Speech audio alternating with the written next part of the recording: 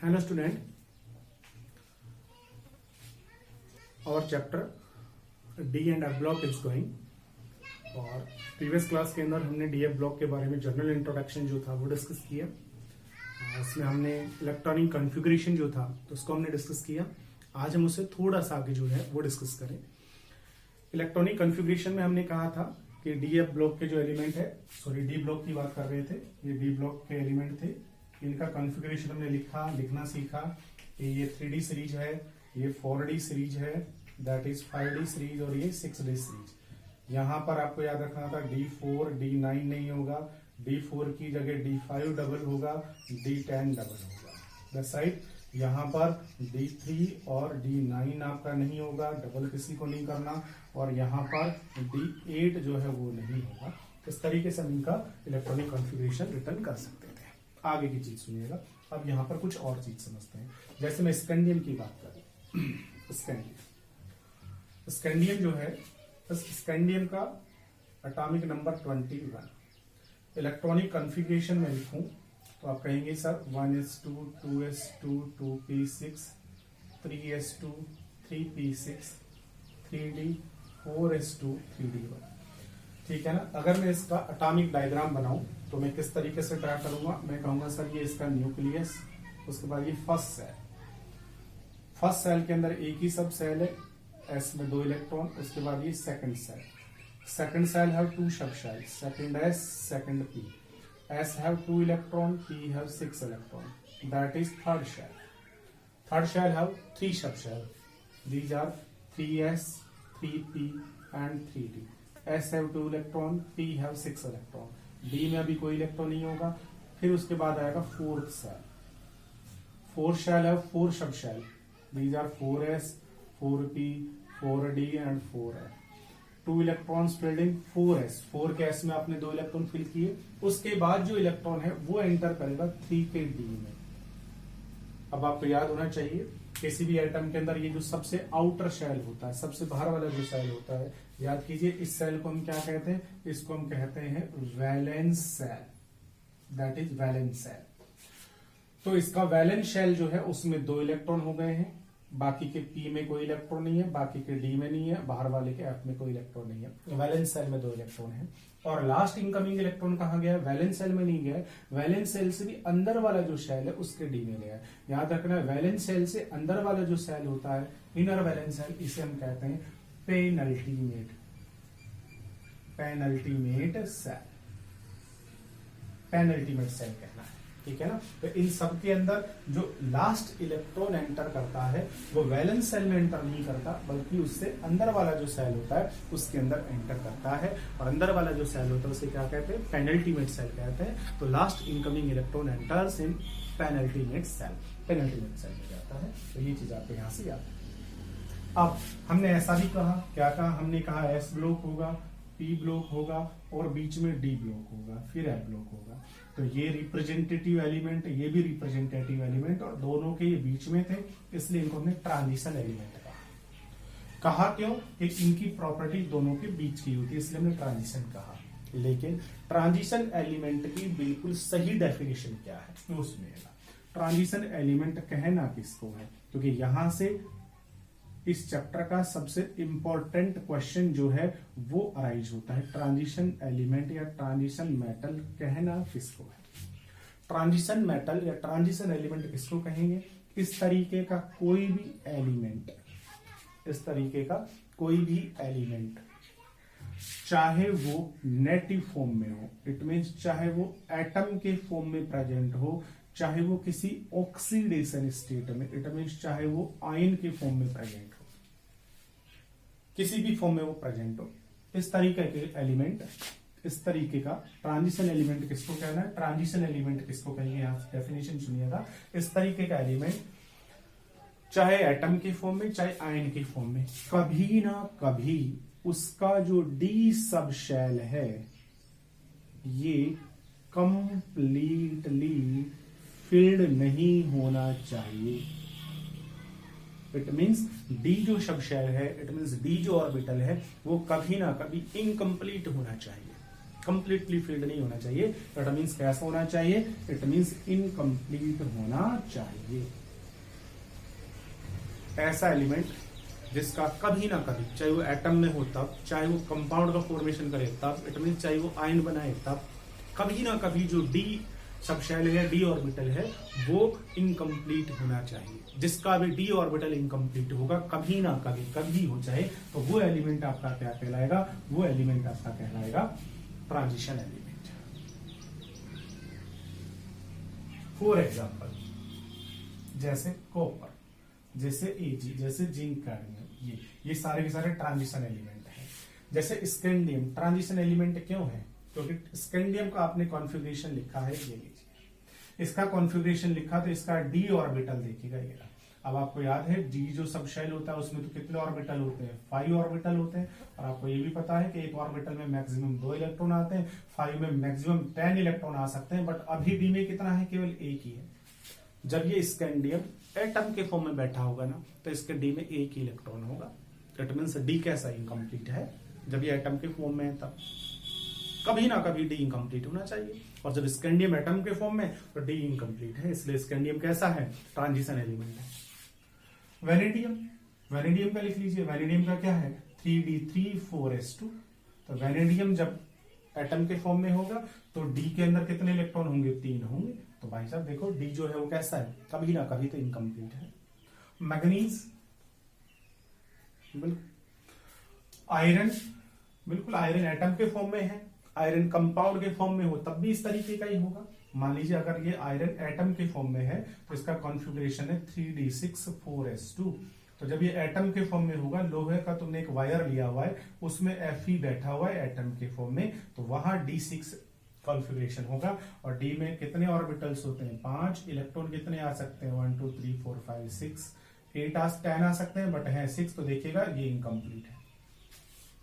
अगर यही आयरन आपका किसके फॉर्म में हो? फेरस के फॉर्म में हो, तो यहां से 2 इलेक्ट्रॉन चले जाएंगे, उसके बाद भी देखो डी में 6 इलेक्ट्रॉन रहेंगे, तो भी ये कैसा रहेगा? तो भी यहाँ डी जो ऑर्बिटल हो इनकम्प्लीट रहेगा। इसलिए ये भी आपका ट्रांजिशन एलिमेंट होगा। ये सब ट्रांजिशन एलिमेंट होंगे। लेकिन क्वेश्चन क्या है? जो क्वेश्चन अब तक सीबीएसई में सबसे ज्यादा बार पूछा जाता है यहां से, वो पूछा जाता है कि यहां से जिंक, यहां से कैडमियम, यहां से मरकरी, कहते हैं इन तीनों में, ये तीनों के तीनों डी ब्लॉक के एलिमेंट तो हैं, बट ये तीनों के तीनों ट्रांजिशन एलिमेंट नहीं है। ये तीनों के तीनों डी ब्लॉक एलिमेंट तो हैं, बट तीनों के तीनों क्या नहीं है? ट्रांजिशन एलिमेंट नहीं है। क्यों नहीं है? क्योंकि ट्रांजिशन एलिमेंट होने के लिए कभी ना कभी डी जो ऑर्बिटल है वो आपका इनकम्प्लीट होना चाहिए। इनका चेक कीजिए, जिंक का चेक कीजिए। अगर जिंक एटम के फॉर्म में बैठा हुआ है, जिंक का आपने एक एटम लिया है, जिंक की आपने रोड ली, उसमें जिंक का एटम बैठा हुआ है। अगर जिंक का एटम बैठा हुआ है तो जिंक का इलेक्ट्रॉनिक कॉन्फ़िगरेशन देखिए क्या है? 3d10 4s2। तो इसका डी जो ऑर्बिटल है 3d10 4s2, डी में कितने ऑर्बिटल? 5। इलेक्ट्रॉन कितने आपके पास में? 10। 1 2 3 4 5 6 7 8 9 10। देखिए डी ऑर्बिटल कैसा है? डी ऑर्बिटल कंप्लीटली फिल्ड है, और कंप्लीटली फिल्ड है इसलिए इस समय तो यह ट्रांजिशन एलिमेंट नहीं है। इस समय नहीं है तो ट्रांजिशन एलिमेंट तो कब होता है? तो ट्रांजिशन एलिमेंट कहता है कभी भी, चाहे वो एटम के फॉर्म में हो चाहे आयन के फॉर्म में हो, कभी भी डी जो है वो कभी ना कभी तो इनकम्प्लीट होना चाहिए।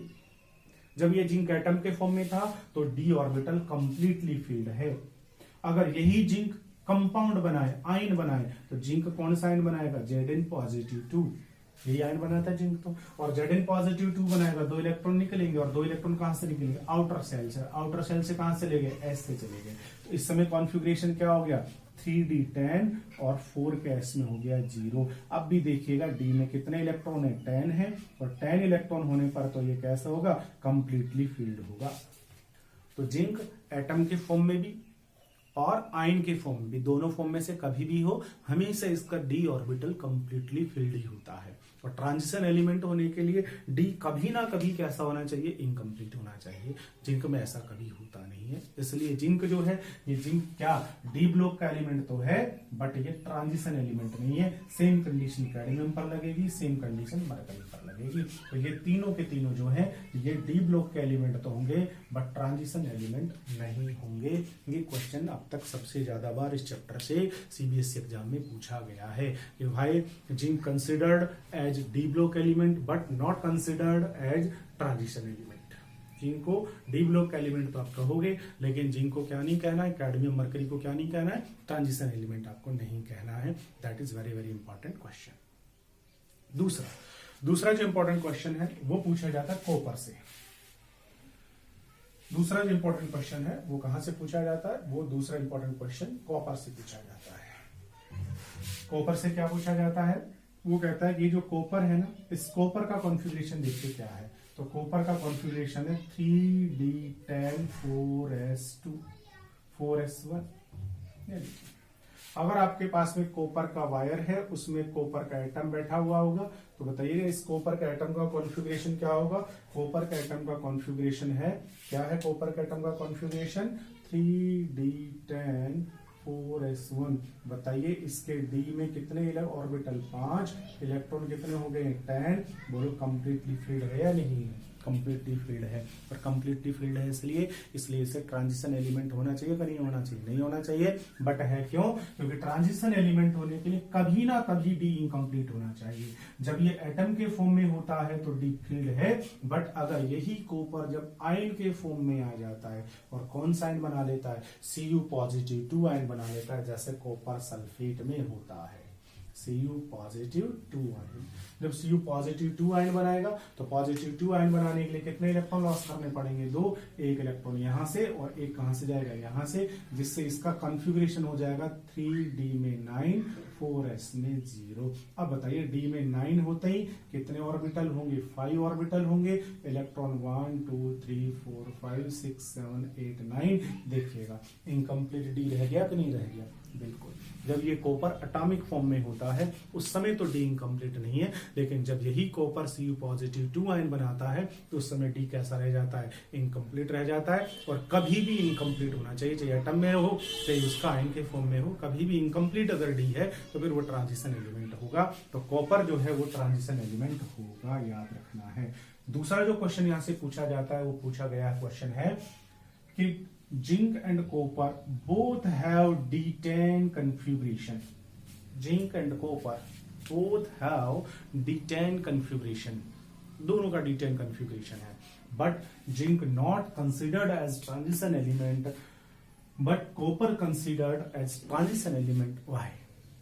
दोनों का D10 कॉन्फ़िगरेशन है, लेकिन जिंक को हम ट्रांजिशन एलिमेंट कंसीडर नहीं करते हैं, लेकिन कॉपर को ट्रांजिशन एलिमेंट कंसीडर करते हैं, बट दोनों का कॉन्फ़िगरेशन D10 है।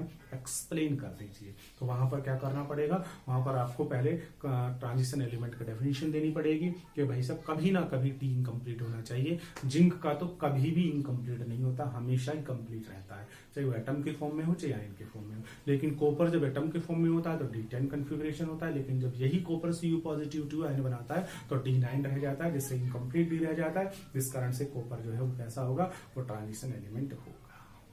That's right? लीजिए ये हो गया यहाँ से इसके कॉन्फ़िगरेशन से रिलेटेड क्वेश्चन। तो ट्रांजिशन एलिमेंट जो थे तो कौन कौन से होते हैं, कितनी सीरीज होती है, क्या जनरल कॉन्फ़िगरेशन होता है, सबका मैंने इलेक्ट्रॉनिक कॉन्फ़िगरेशन आपको बताया है, कितनी सीरीज होती है, ठीक है ना, कौन कौन से एलिमेंट यहाँ पर होते हैं, ये आपको सारा याद रखना है। और सबसे इंपॉर्टेंट क्वेश्चन ट्रांजिशन मेटल्स का, कि ट्रांजिशन मेटल किसको कहना है, ठीक है, क्यों कहा, दोनों के बीच में थे इसलिए कहा, किसको कहना है, कहना किसको है, तो उसके लिए डेफिनेशन बनाई हुई है कि ट्रांजिशन मेटल उनको कहना है जिनका डी कभी ना कभी इनकम्प्लीट हो, उसको ट्रांजिशन मेटल कहना है। अब इसके ऊपर 2 क्वेश्चन बनते हैं कि ये जो है ये डी ब्लॉक के तो है बट ट्रांजिशन नहीं है। दूसरा कॉपर का D10 है बट ये है।